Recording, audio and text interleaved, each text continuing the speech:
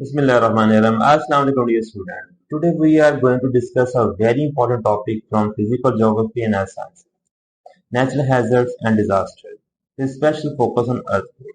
Let me start with the definition of natural hazard. A natural hazard is a natural event that has the potential to cause loss of life, injury, property damage, or environmental harm. As far as disaster is concerned, when a natural hazard actually causes significant damage and disruption, it becomes a disaster. So in simple terms, natural hazards means खतरा मौजूद है लेकिन ज़रूरी नहीं कि नुकसान भी हो. On the other hand, natural disaster means जब खतरा वाकई लोगों को नुकसान पहुंचाए जानी और माली तो उसे नेचुरल डिजास्टर की डेफिनेशन में फॉल करवाते हैं. मिसाल के तौर पे अर्थक्वेक आना एक नेचुरल हैजर्ड है, लेकिन यही ज़लज़ला अमारात गिरा दे, जो लोगों का जानी या माली नुकसान कर दे, तो उसको हम फिर नेचुरल डिजास्टर कहेंगे. मिसाल के तौर पर 2005 में जो कश्मीर में ज़लज़ला आया था, उससे बहुत सा जानी माली नुकसान हुआ था. We have a long list of natural hazards. For example, earthquake, tsunami, volcanic eruption, flood, cyclone, drought, landslide, hailstorm, forest fire, and etc. Let me start with the earthquake. एक आम दिन का तस्वर करें. लोग ऑफिस में काम कर रहे हैं, बच्चे स्कूल में पढ़ रहे हैं और बाजारों में चहल पहल है कि अचानक बिल्डिंग कोलैप्स कर जाती हैं, सड़कें फट जाती हैं और बहुत सा जानी और माली नुकसान हो जाता है. चंद सेकंड में रोने वाली इस तब्दीली को अर्थक्वेक कहते हैं, जो जमीन पर मौजूद कुदरती आफात में से सबसे ज्यादा तबाहकुन आफत है. Let me start with the definition of earthquake. An earthquake is the sudden shaking of the earth's surface caused by the release of energy from rocks beneath the earth crust. So you can say that कि earth crust के नीचे जो energy है उसको release होने के लिए जो एक्टिविटी करनी पड़ती है, उसके रिजल्ट में क्रस्ट मूव करता है, प्लेट टेक्टोनिक्स मूव करती हैं, जिसको हम अर्थक्वेक कहते हैं. वैसे तो बहुत से काजेज हैं अर्थक्वेक होने के, लेकिन जो मेजॉरिटी ऑफ केसेस नोटिस किए गए हैं वो प्लेट टेक्टोनिक्स की मूवमेंट की वजह से है.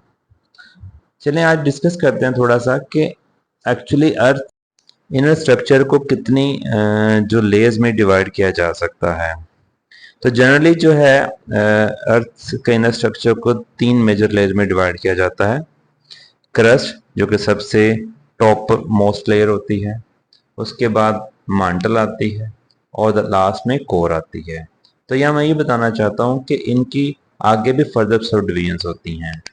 मिसाल के तौर पर क्रस्ट की बात की जाए तो इसकी 2 सब डिवीजन्स हैं, oceanic crust and continental crust. Obviously में फ़र्क होता है, डेंसिटी ऑफ रॉक्स का फ़र्क होता है, उसको अलग से टॉपिक जब इन स्ट्रक्चर का आएगा तो मैं उस पर तफसील से बताऊंगा. जैसे यहाँ ये बताना चाहता हूँ कि मेजरली क्रस्ट की 2 सब डिवीजन्स होती हैं. इसी तरह मांटल की बात की जाए तो मांटल की भी 2 डिवीजन्स हैं, अपर मांटल एंड द लोअर मांटल. अच्छा ये बताता चला जाऊँ कि अर्थ क्रस्ट जो है तकरीबन सरफेस ऑफ द अर्थ से लेके ऑलमोस्ट 100 किलोमीटर लेंथ तक या डेप्थ तक पाया जाता है, जबकि मांटल जो है तकरीबन 2900 किलोमीटर तक डेप्थ में पाई जाती है. इसी तरह अगर हम बात करें कोर की तो कोर 2900 किलोमीटर से नीचे almost centre of the earth जो है वहाँ तक ये मौजूद है और इसकी भी 2 सब डिवीजन है, inner solid core and liquid outer core.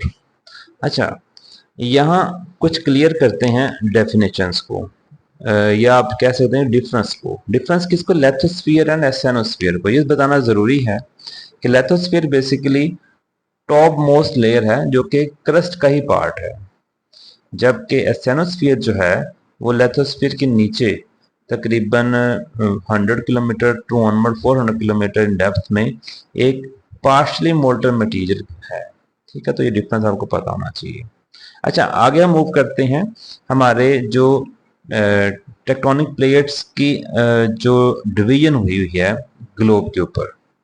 Generally 7 major plates हैं ग्लोब के ऊपर, जिसमें से सबसे बड़ी बात करें तो पैसिफिक प्लेट, इसके अलावा north American plate, Eurasian plate, African plate, Antarctic plate, Indo Australian plate, south American plate. जबकि इसके अलावा कुछ माइनर प्लेट्स भी हैं जैसे कि नाजिका प्लेट, फिलिपाइन प्लेट, अरेबियन सी प्लेट एटसेट्रा। अच्छा, प्लेट टेक्टोनिक्स की बात हो रही है तो यहाँ ये भी बताता चलो कि इनकी मूवमेंट भी तीन तरह की होती है। मतलब अगर दो प्लेट्स ऐसे मूव करें कि वो एक दूसरे की तरफ चलना शुरू कर दें तो ऐसी मूवमेंट को हम कन्वर्जेंट प्लेट मूवमेंट या कन्वर्जेंट प्लेट बाउंड्री कहते हैं। इसी तरह अगर ऐसा हो कि प्लेट्स एक दूसरे दूर हट रही हों, मतलब अवे मूवमेंट हो रही है इनकी दोनों तरफ से, तो ऐसी मूवमेंट को हम डाइवर्जेंट प्लेट बाउंड्री कहते हैं।